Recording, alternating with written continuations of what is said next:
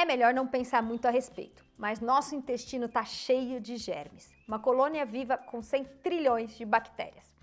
Acreditem ou não, são quase 3 quilos de micro-organismos vivendo dentro de você. Parece desagradável, né? Mas na verdade essas bactérias intestinais são normais. Elas são chamadas de microbiota e é a flora intestinal, que desempenha um papel fundamental para a nossa saúde. Você precisa das bactérias, pelo menos das boas bactérias. Já as ruins podem comprometer nossa saúde, tanto intestinal quanto cardíaca, respiratória e até mental. Felizmente, tem uma maneira de fortalecer as bactérias boas, de capacitá-las para lutar contra esses micro-organismos que ameaçam a nossa saúde. E são através dos probióticos. A maioria das pessoas não está muito atualizada sobre probióticos, pode até usar, mas não sabe direito qual é o melhor, como eles trabalham. E por isso eu sugiro que assistam esse vídeo até o final, porque ele está imperdível.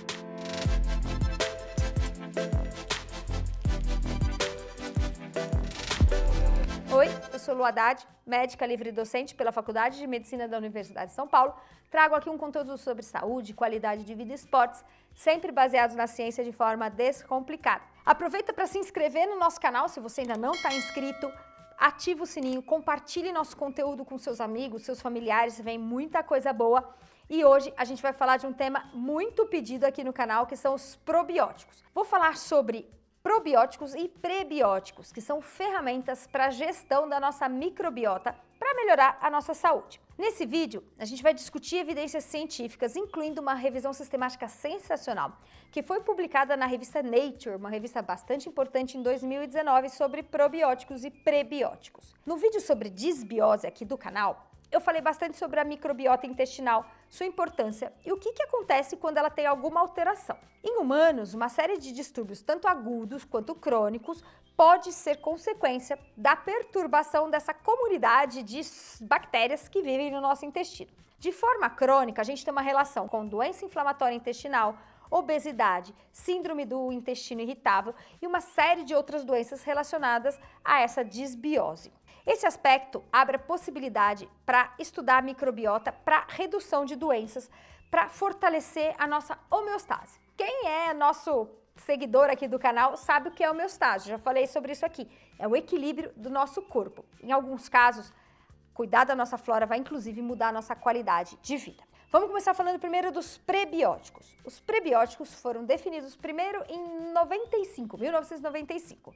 Eles são alimentos utilizados para manipular os micro-organismos do nosso corpo. Em 2017, ele foi definido como um substrato, ou seja, um alimento que é utilizado seletivamente pelos micro-organismos hospedeiros do nosso corpo e que trazem um benefício para a nossa saúde. Eles são o quê? Uma abordagem dietética utilizada para modificar ou melhorar a nossa flora intestinal, melhorando, em segundo plano, nossa saúde. A maioria deles é mais acessível, eficaz, seguro e alguns até são baratos, são alimentos presentes aí nos supermercados. Se a gente quiser entender como os prebióticos funcionam e, mais importante, como a gente vai usá-los para manipular a nossa flora e, consequentemente, a nossa saúde, a gente precisa ter em mente que esses micro-organismos vivem em ecossistemas funcionais complexos. Dentro desses ecossistemas, as bactérias têm uma infinidade de papéis. Por exemplo, elas convertem carboidratos, proteínas e gorduras da nossa dieta em metabólitos que vão ser usados, tanto positivamente quanto negativamente para a nossa saúde. Nossa microbiota consome o carboidrato da nossa dieta e vai produzir substâncias que são utilizadas para o nosso corpo e também por outras bactérias que moram no nosso corpo. A maioria dos prebióticos, então, são carboidratos. E são carboidratos que nós não digerimos, mas essas bactérias vão ser digeridas e são as preferidas dessas bactérias. Uma dieta prebiótica vai levar, então, à manutenção da nossa flora, permitindo que ela viva bem e desempenhe bem suas funções. Em geral, eles são produtos que não são calóricos, porque o nosso corpo não absorve, não trazem um ganho energético para o nosso corpo. Os prebióticos mais conhecidos são frutanos e glucanos. Nome complicado, né? Mas vamos dar alguns exemplos. Exemplo de prebióticos frutanos são os frutoóligosacarídeos, conhecidos como FOS, a pectina, lignina e inulina. Os FOS estão presentes em alimentos bem conhecidos e simples, como a cebola, alho, tomate, banana, cereais integrais como cevada, aveia, trigo. E aí eu recomendo que vocês assistam o vídeo do nosso canal sobre glúten e trigo. Pectina. A pectina está presente na entrecasca, né? Entre a casca e a fruta de cítricos, como limão, laranja, maracujá, também da maçã. As igninas estão presentes na casca de frutas e de oleaginosas, como linhaça, gergelim e amêndoas. E em leguminosas, como soja e feijão.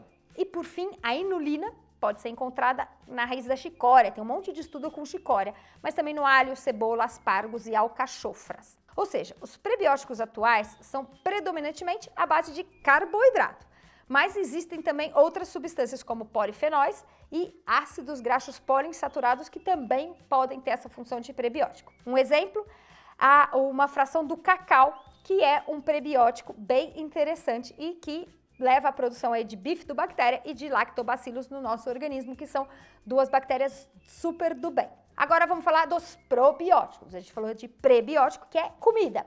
Probiótico. Probiótico foi definido em 2014 como micro-organismos vivos que, quando administrados em quantidades adequadas, conferem um benefício para a saúde do hospedeiro.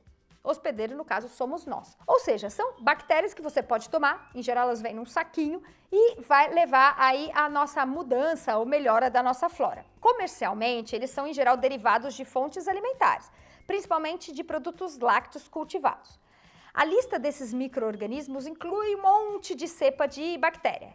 Os mais conhecidos são os lactobacillus, bifidobacterium, uma cepa de Escherichia coli, por exemplo, a E. coli inicia, Clostridium, Streptococcus, Saccharomyces.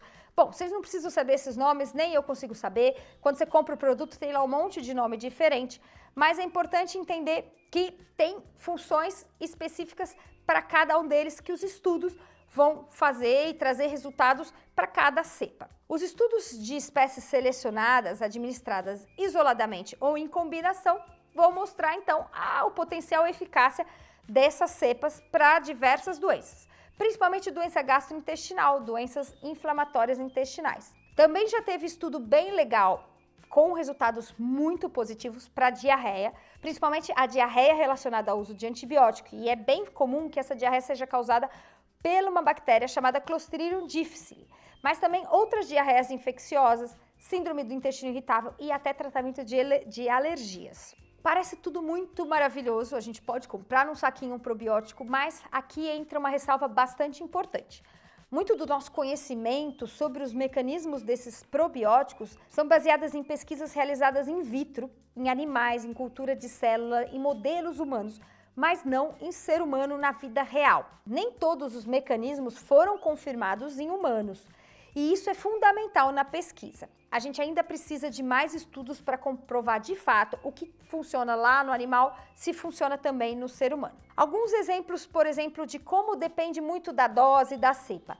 Uma bactéria que vai ser útil, por exemplo, para tratar uma diarreia pós-antibiótico, pode não ser a mesma bactéria, nem o tempo de uso, nem a forma de uso, semelhante, por exemplo, para melhorar casos de obesidade. Então, os estudos são específicos para algumas indicações com doses diferentes, com cepas diferentes, e isso que ainda tem que evoluir nos próximos anos. Mas, grosso modo, o que a gente já tem de positivo encontrado nesses estudos? O que os probióticos fazem no nosso corpo? Eles levam à supressão do crescimento de bactérias patógenas, de bactérias ruins para o nosso corpo.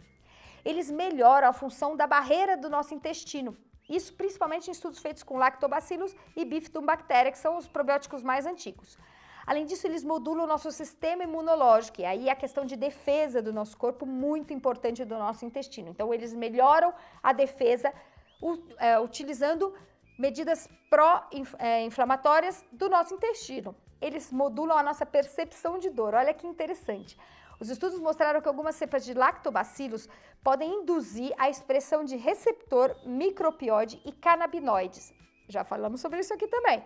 Nas células do nosso intestino, levando a função analgésica, semelhante ao efeito da morfina. Outra função dos probióticos, produção de neurotransmissor. Falei sobre isso no vídeo da disbiose. Produz ocitocina, GABA, serotonina, dopamina. E esses neurotransmissores vão atuar no nosso cérebro. O probiótico também produz enzimas, como a beta-galactosidase e a hidrolase, que melhoram a digestão da lactose e perfil lipídico no nosso sangue. Ou seja, o probiótico pode inclusive tratar a intolerância à lactose. Outro efeito muito interessante que eu aposto que vocês vão gostar é o efeito na saciedade. Os ácidos graxos de cadeia curta são produzidos pela fermentação no intestino feitas pela microbiota. Esses ácidos graxos vão reduzir o nosso apetite por diversos mecanismos. Vou citar só algum deles aqui, que é a produção de hormônio anorexígeno, o PYY e o GLP-1, e também atuação no nosso cérebro através desses neurotransmissores, que produzem aí sinais anorexígenos, reduzindo a nossa sensação de fome. Olha que interessante esse uso dos probióticos, aguarda estudos bem legais em relação à obesidade. O uso, então, de probiótico para tratar doença gastrointestinal teve um interesse imenso aí nas últimas décadas. A gente tem muito estudo e muita coisa bacana ainda por vir. Mas, como eu já disse, faltam grandes estudos mais rigorosos. E por que isso acontece? Porque como os probióticos são classificados como suplementos, eles não são medicamentos, eles não precisam passar por uma aprovação, por exemplo, do FDA nos Estados Unidos. E aí eles entram no mercado e começa essa questão mercadológica de querer vender sem a necessidade obrigatória de estudos bem rigorosos como são necessários para os medicamentos. Mas esses estudos vão surgir, é só a gente aguardar.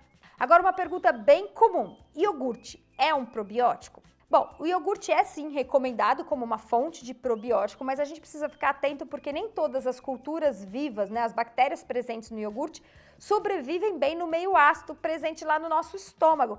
Ou seja, algumas dessas bactérias morrem antes de chegar no nosso intestino e aí a gente não vai ter efeito. Alguns sim podem ter um efeito residual e melhorar sintomas, por exemplo, de intolerância à lactose. Tem alguns iogurtes mais interessantes do que outros, depende aí da flora que está composta no iogurte. E principalmente não consumir iogurte com açúcar, porque o açúcar praticamente bloqueia esse probiótico. Mais interessante do que o iogurte são as bebidas fermentadas. Por exemplo, o kefir, que tem uma concentração muito mais alta de culturas vivas, e outros exemplos como kombucha e até a coalhada, que é feita em casa, que tem também uma quantidade muito maior de bactérias do que do próprio iogurte. Os estudos mostram que essa dieta alimentar fermentada aumenta mais a microbiota da dieta e diminui marcadores inflamatórios. Pode ser bem interessante para quem não quer gastar muito com os probióticos, fazer uso de uma dieta com bastante fermentada, por exemplo, fazer uso de coalhadas, de iogurtes, de kefir, de que ela tiver preferência. Agora vamos falar então na prática clínica do uso dos probióticos. Quais seriam as indicações já comprovadas com benefício? O que a gente já tem hoje? Que certas cepas de probióticos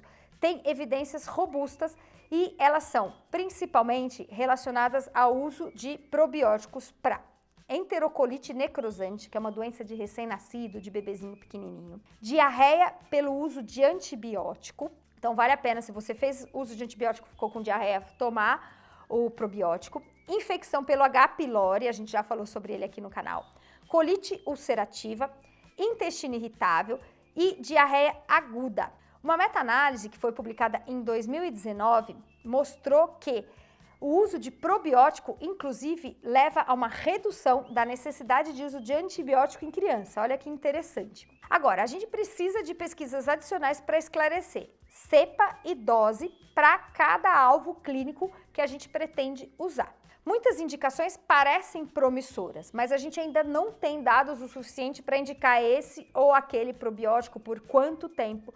Então, por mais que eles já estejam à venda na farmácia, a gente não precisa de receita, a gente pode fazer uso sem nenhum risco, a gente não tem exatamente a dose e o tempo de uso definidos pela ciência. A força da evidência para os prebióticos ainda são mais fracas do que para os probióticos, tem muito pouco estudo com prebiótico. O que a gente tem de estudo são de fórmulas infantis, de leite para quem não é amamentado, que esses leites são enriquecidos com prebióticos, glucanos e frutanos, e essa mistura de prebiótico no leite mostrou uma redução de infecção do trato respiratório em criancinhas, né, em bebês que não são amamentados, mas que usavam fórmula. Então a fórmula com prebiótico é melhor do que a fórmula sem prebiótico. Agora, prebiótico para adulto, a gente não tem estudo, mas parece alguma evidência em animais de que reduz também infecção. Grande parte do foco dessas pesquisas em prebiótico tem sido em relação aos chamados alimentos funcionais. Vocês já devem ter ouvido falar sobre eles aí na internet. E aí, o que a gente tem de estudo bem legal de alimento prebiótico é o uso da inulina na chicória. Tem um estudo interessante que comprovou que o consumo de 12 gramas de inulina por dia levou a uma redução de infecção intestinal e melhora da função intestinal. Esse é um estudo europeu bem interessante. Então, chicória, barato, fácil. Alimentos prebióticos projetados para aumentar a saciedade e redução de consumo energético são uma abordagem bem promissora para ajudar aí nas dietas de perda de peso. Tem um estudo com inulina, também esse da chicória, em criança, que mostrou um resultado bem legal. Mostrou que ajudou a reduzir saciedade, diminuir a ingesta alimentar, reduzir o IMC e porcentagem de gordura corpórea quando utilizados por 16 semanas. Então, gente, vale a pena investir na inulina, vale a pena investir na chicória, porque é o que tem mais estudos publicados de qualidade. Agora a gente vai chegar numa parte meio escatológica desse vídeo, mas ela é real. Transplante de fezes. Pois é, gente, isso existe. O transplante de microbiota fecal é algo que tem sido estudado atualmente e já tem resultados bem-sucedidos, por exemplo, para infecção recorrente por Clostridium difficile, que dá uma diarreia aí de difícil tratamento. Tem uma série de outros estudos sendo feitos com transplante de fezes. E qual é o conceito? É de repor os micro-organismos da nossa flora de uma forma bastante rápida e agilizada através aí do transplante de fezes de uma pessoa saudável. Vale ressaltar que tem pouco estudo cego, randomizado, controlado sobre transplante de fezes. Dá até para entender por quê, né? Imagina conseguir um voluntário saudável para receber um transplante de fezes. Deve ser realmente muito difícil. Doador de fezes é um pouco mais tranquilo. Agora, o receptor de fezes, honestamente, tem que ser um bom samaritano amante da ciência, porque não deve ser nada fácil. O que a gente espera aí para o futuro em relação aos probióticos? A microbiota intestinal é central aí para uma série de distúrbios e pode ser chave para o tratamento de várias doenças que estão em estudo. Quais os papéis do probiótico e do prebiótico? De modo geral, eles são intervenções que aumentam a nossa flora intestinal e parecem ter benefícios para uma série de doenças. É um campo ainda inicial, uma série de avanços virão aí pela frente. Os micro-organismos mais estudados são os mais antigos, o Bifidobacterium e Lactobacillus. Então, os estudos para o futuro devem incluir novas cepas, novos grupos de bactérias, para a gente ter mais informação dessa flora que é tão ampla. E para ter provas mais robustas do funcionamento, a gente vai ter que estudar com estudos controlados, randomizados, projetados para avaliar exatamente a eficácia do probiótico nas diversas indicações. Um dos problemas em relação ao probiótico é o custo. A gente tem um custo alto de probiótico desses que são vendidos na farmácia. E vocês vão perceber que quanto maior a quantidade de cepa, maior o custo do probiótico. Isso, obviamente, tem que ser considerado. Se a gente ainda não tem estudos que comprovam a eficácia para uma série de coisas e é um investimento alto, talvez a gente precise analisar o quanto isso compensa e quais seriam as indicações, porque tem muita gente utilizando o probiótico profilático para melhora da saúde em geral e às vezes até tomando continuamente, mas não tem nenhum estudo mostrando, por exemplo, que existe indicação de uso contínuo de probiótico ou que ele deve ser utilizado por pessoas que não têm nenhum problema de saúde que já foi estudada e tratada nos estudos com probiótico. Então, tirando aquelas indicações que eu falei da diarreia, síndrome inflamatória intestinal e até alguns casos para ajudar junto com dietas para emagrecimento, a gente precisa aguardar mais estudos. Então, cabe aí aos cientistas responsáveis considerar essa totalidade de informação disponível para trazer mais informações sobre a eficácia e um uso mais custo efetivo dos probióticos. E aí tem um dado bem interessante, né? Considerando que países em desenvolvimento, esse custo é importante e pode até inviabilizar o uso dos probióticos até para as indicações já descritas como, de fato, positivas. Eles fizeram na África um programa, na África Oriental, onde eles introduziram sachês baratos que continham um probiótico, é o L. ramosus, e o outro que chama S. thermophilus. Esses sachês serviam para as pessoas fazerem sua própria coalhada em casa. Eles distribuíram isso para os moradores da África e permitiram que essas pessoas fizessem, então, seu iogurte fermentado, podia colocar no suco, até em cereal, e trouxe benefícios bastante interessantes para a saúde de comunidades muito pobres.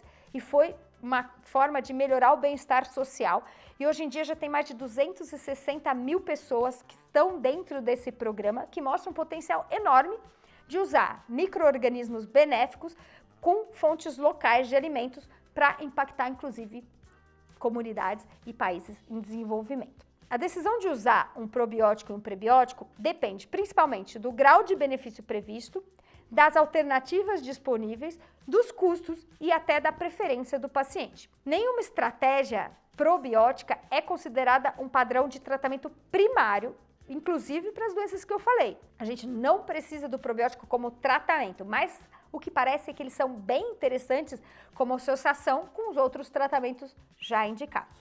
Vamos fechar então esse vídeo super interessante sobre probióticos com o nosso famoso resumo Fala Lu. A microbiota intestinal humana é essencial para a nossa saúde e está associada sim a uma variedade de doenças que já foram comprovadas aí através dos estudos da disbiose. Os efeitos terapêuticos e profiláticos dos probióticos e dos prebióticos para uma variedade de distúrbios do nosso intestino podem ser, em grande parte, mediados pela modificação dessa microbiota ou até alteração da sua função. Os micro-organismos probióticos atuam de diversas maneiras.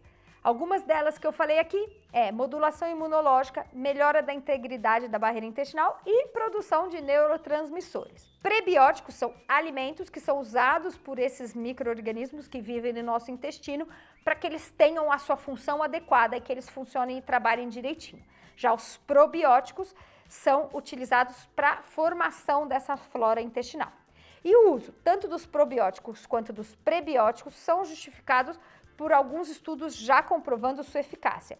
Mas nem todos os produtos são validados, é o que a gente aguarda aí em relação aos probióticos e à nossa saúde. Agora eu deixo uma pergunta aqui para vocês. Quem faz uso de probiótico? E quem faz? Usa direto, faz pausa ou só usa, por exemplo, quando está com diarreia, quando toma antibiótico, quando tem algum problema? Quero saber a opinião de vocês sobre probióticos. Agradecendo aqui nossos apoiadores Kikos, Jungle, Probiótica e Trilo.